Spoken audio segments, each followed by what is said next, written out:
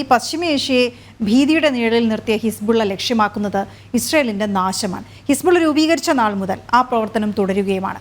ആയിരങ്ങളുടെ ജീവനെടുത്ത സംഘടനയുടെ തുടക്കവും ആശയവും ലോക സമാധാനത്തിന് വെല്ലുവിളി സൃഷ്ടിച്ചുകൊണ്ടേയിരിക്കുകയാണ്. വിശദമായ റിപ്പോർട്ട് നോക്കാം. എന്താണ് ഹിസ്ബുള്ള? ആ പ്രസ്ഥാനം ലക്ഷ്യം വെക്കുന്നത് എന്ത്? വിധേയത്വം ആരോട്? എങ്ങനെ ശക്തി ആർജിച്ചു? ലെബനനിൽ വളർന്നു വന്ന ഷിയ മുസ്ലിം മിലീഷ്യയുടെ ചരിത്രം ഈ ചോദ്യങ്ങൾക്ക് ഉത്തരം തേടുന്നതിലൂടെ വ്യക്തമാകും. 1982 ഹിസ്ബുള്ള സ്ഥാപിതമാകുന്നത്.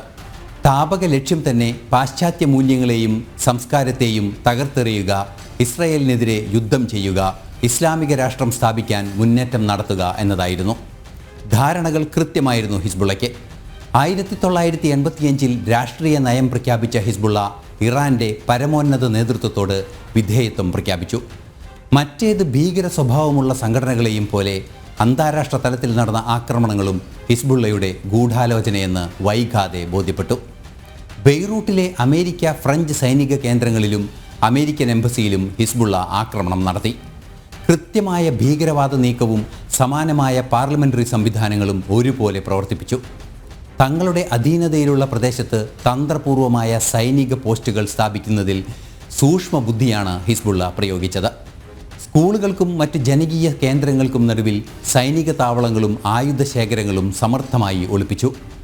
2008 കൃത്യമായ സമ്മർദ്ദ തന്ത്രങ്ങളുടെ ഭാഗമായി ലെബനീസ് സർക്കാർ ഹിസ്ബുള്ളയെ അംഗീകരിക്കുകയായിരുന്നു. 2018 128 സീറ്റുകളുള്ള പാർലമെന്റിലേക്ക് 70 സീറ്റുകളോടെ ഹിസ്ബുള്ളയുടെ മുന്നണി ജയിച്ചു കയറി.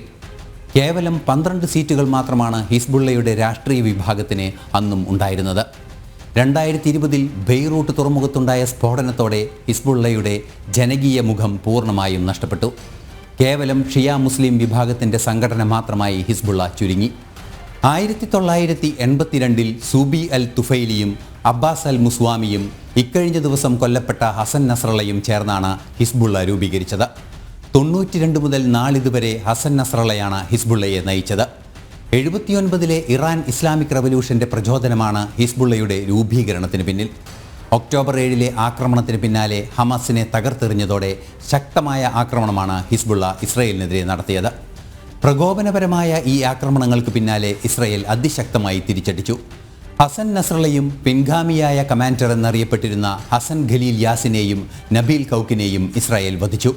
IRGC കമാൻഡർ അബ്ബാസ് നീൽ ഷുറൂഷും കൊല്ലപ്പെട്ടു. ഹിസ്ബുള്ളയെ പൂർണ്ണമായും തകർത്തെറിയുമെന്നാണ് ഇസ്രായേൽ പ്രധാനമന്ത്രി പ്രഖ്യാപിച്ചിരിക്കുന്നത്. ശക്തമായ യുദ്ധം കഴിഞ്ഞ ദിവസങ്ങളിൽ പുരോഗമിച്ചതോടെ ഹിസ്ബുള്ള ഏതാണ്ട് പൂർണ്ണമായും നിർവീര്യമായി എന്ന് തന്നെയാണ് അന്താരാഷ്ട്ര നിരീക്ഷകരെല്ലാം ചൂണ്ടിക്കാണിക്കുന്നത്. നസ്രള്ളയുടെ വധത്തോടെ ഹാഷിം സഫി അൽ ദിൻ പുതിയ ഹിസ്ബുള്ള മേധാവിയായി.